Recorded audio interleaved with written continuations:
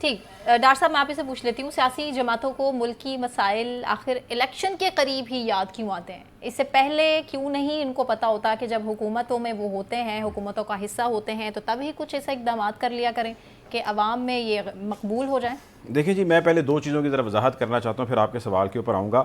ایک نیریٹو نا بہت زیادہ چل رہا ہے، ابھی ہمارے محترم ملک صاحب نے بھی اس کا ذکر کیا۔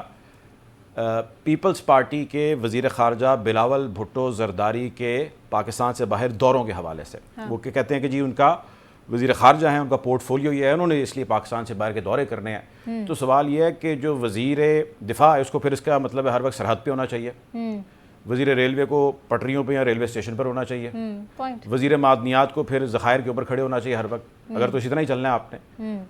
آپ کے پاس پیرافینیلیا ہے، آپ کے پاس ایمبیسیز ہے، آپ کے پاس ہزاروں کا سٹاف ہے، وہ اپنے تمام ممالک کے اندر موجود ہیں، اپنے فرائض وہاں پہ سر انجام دے رہے ہیں۔ وزیر خارجہ کا مطلب ہے کہ فورن پالیسی کو ڈیزائن کرنا، اس کو اس کے مطابق لے کے چلنا۔ اب اس چیز سے میں سہمت نہیں ہوں، لیکن چلے انہوں نے دورے کیے، وہ وہاں پر گئے۔ اب جو انہوں نے وہاں پہ جھنڈے گاڑے، ذرا اس کا بھی تو ذکر کر لینا۔ جھنڈے گاڑنے سے مراد میری یہ ہے کہ ایک فیٹف کا ذکر ہے، اور یہ بھی اکثر ہی ہوتا ہے۔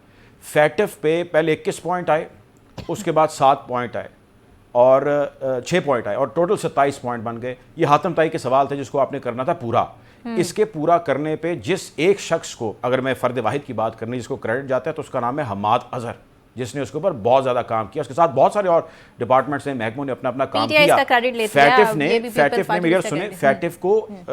فیٹف نے پاکستان کو ایک ٹائم لائن دی تھی کہ آپ نے اس کے اندر، اس وقت کے اندر، اس تاریخ سے پہلے پہلے کام کرنے ہیں، اس کے بعد اس کا ریویو ہونا تھا۔ تو ہم نے اس گورنمنٹ کے اندر جو 16 مہینے کہہ دی، صرف ویٹ کیا تھا اس ریویو کا، اس کی ڈیٹس اس کے اندر آ رہی تھی، تو اس کا کریڈٹ اگر بلاول بھٹو کو دیں تو مجھے بتائیں تو اسٹیٹسٹیکلی میتھمیٹکلی جو ہے وہ جواب درست نہیں ہے۔ سو کہنے کا مقصد یہ کہ ان فورن وزٹس کے اندر تو 10 ارب ڈالر بھی پاکستان کو ملے تھے فلڈ کے نام کے اوپر، آپ کو یاد ہوگا کدھر گئے وہ 10 ارب ڈالر کا؟ آپ کو یاد ہوگا ذکر ہوا تھا کہ جی پاکستان کی تاریخ کے بڑے ترین فنڈز پاکستان کو ملنے جانے، خوش ہو رہے تھے کہ ہمارے ملک میں تباہی آئی اور ہم 10 ارب ڈالر لے آئے ہیں۔ 1 ارب ڈالر تو آیا نہیں آپ کے ملک کے اندر، چند ملین جو ہے وہ امریکہ نے دیے تھے، اس کے بعد وہ غائب ہو گئے، اور اس کے اوپر بھی انہوں نے شرط رکھی تھی کہ جہاں جہاں پہ فلڈ کا ریلیف ایکٹیویٹیز ہوں گی وہاں پہ ہمارا وفد موجود ہوگا اور اس کی نگرانی کرے گا۔ یہاں ٹینکس چھپا لیے گئے تھے جو فلڈ وکٹمز کے لیے تھے، پیچھے کیا رہ گیا؟